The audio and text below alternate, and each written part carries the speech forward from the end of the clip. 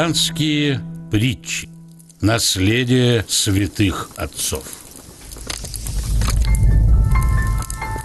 Покрывать недостатки.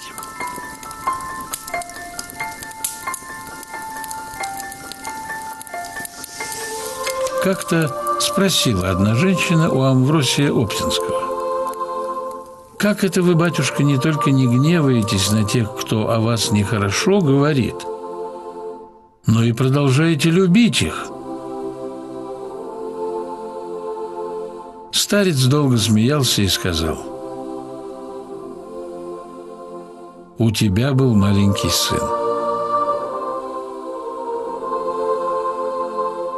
Сердилась ли ты на него, если он что и не так делал и говорил?